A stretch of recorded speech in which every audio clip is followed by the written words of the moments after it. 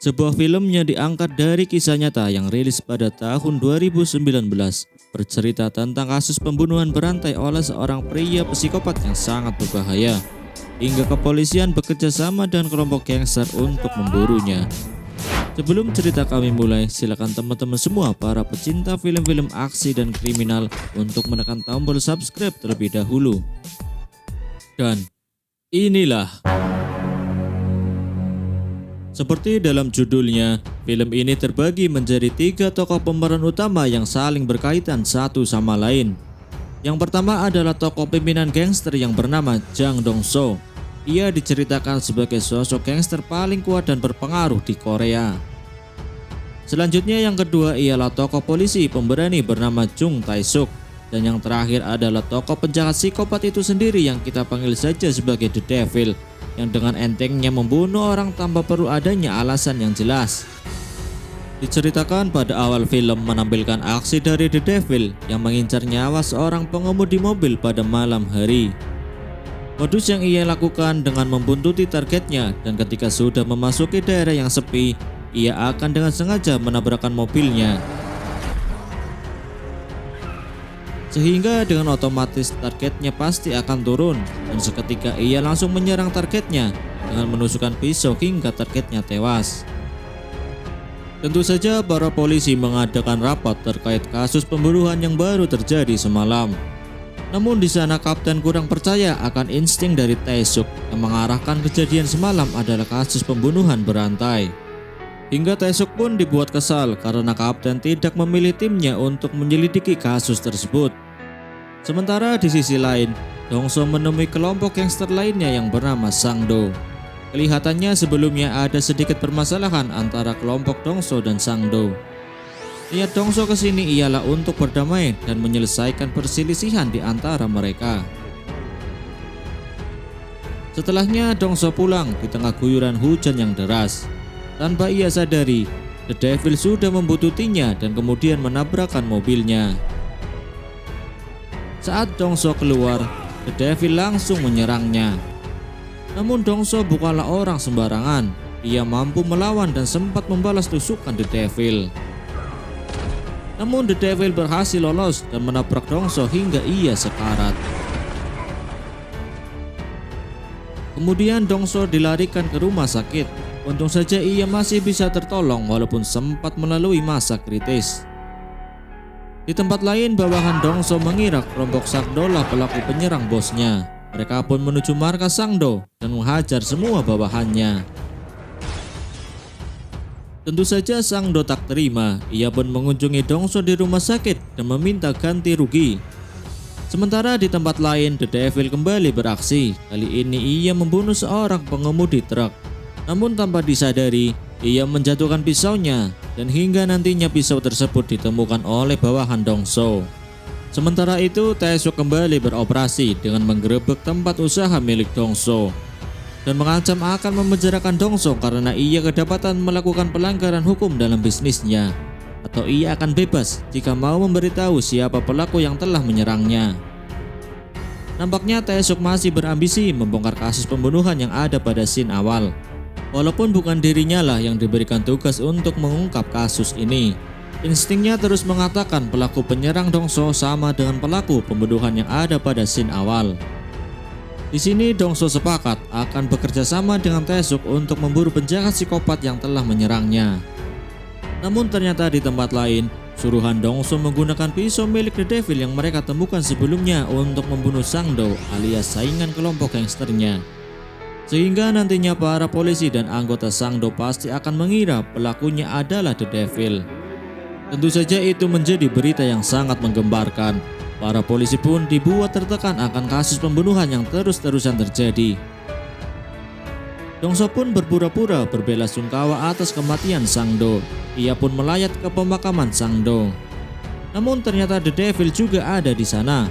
Ia memberikan catatan kepada wakil kelompok Sang-do yang berisikan pesan bahwa orang suruhan Dong-soo lah yang memakai pisaunya untuk membunuh bosnya. Hal itulah yang membuat para anggota kelompok Sang-do menyerbu markas Dong-soo yang kebetulan hanya berdua bareng Tae-suk yang sedang memeriksa mobil Devil. Mereka pun berusaha untuk membunuh Sang-do.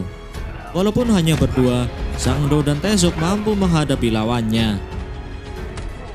Hingga akhirnya mampu mengalahkan mereka semua, termasuk wakil Sang-do yang ikut tewas di sana. Keesokan harinya nampak Tae-suk bersitegang dengan kapten polisi karena mereka semua tertekan akan tuntutan masyarakat dan keluarga korban yang menginginkan segera ditangkapnya The Devil. Hingga akhirnya Tae-suk menemukan tempat persembunyian The Devil dan mendapatkan foto wajah The Devil yang selama ini mereka cari. Setelahnya Sang-do bersama bawahannya dan para polisi bekerja sama untuk memburu The Devil. Momen ini tentu sangat-sangat langka ketika polisi bekerja sama dengan gangster untuk memburu penjahat.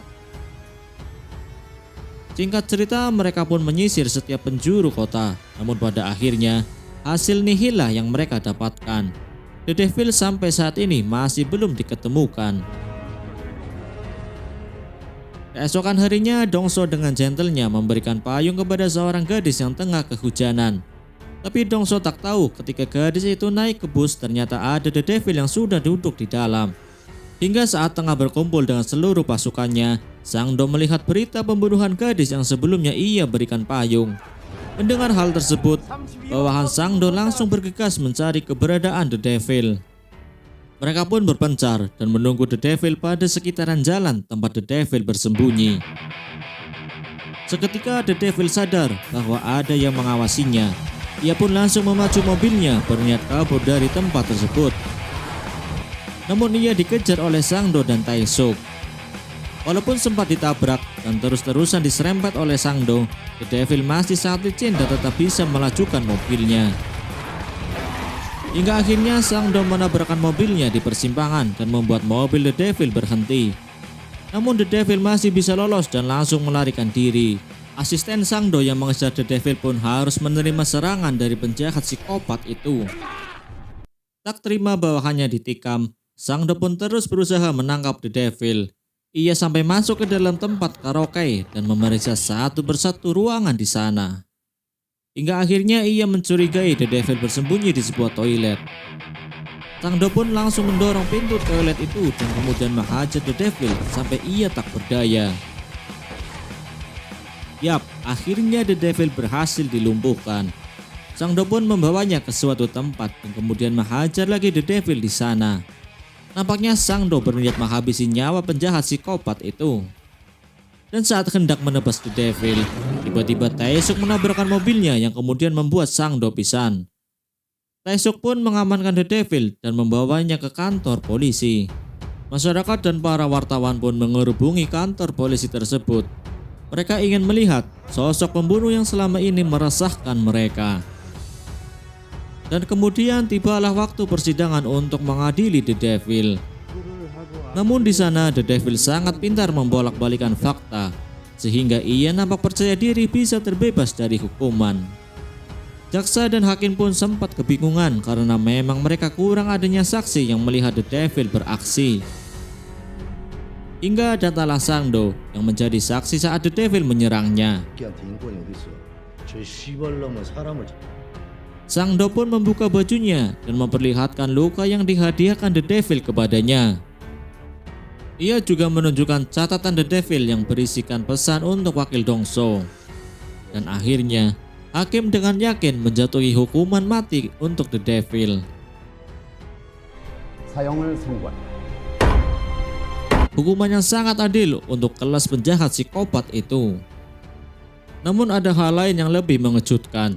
Ternyata Sang-do juga ikut di penjara yang sama dengan The Devil.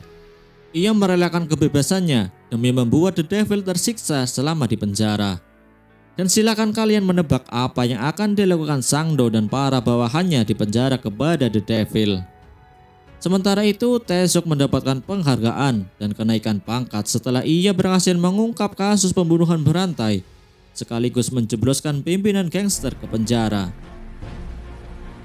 Dan akhirnya, film pun tamat. Sungguh film yang sangat memacu adrenalin bagi kalian para pecinta film-film yang berbau kriminal. Dengan kerjasama antara gangster dan polisi, akhirnya mereka berhasil menghentikan penjahat psikopat yang sangat meresahkan. Dan kita perlu acungi jempol untuk Sang Do yang rela dipenjara agar The Devil mendapatkan balasan akan perbuatannya. Oke, cukup sekian rangkuman dari kami. Terima kasih telah menonton dan sampai ketemu lagi di rangkuman film berikutnya. Jangan lupa subscribe ya dulu.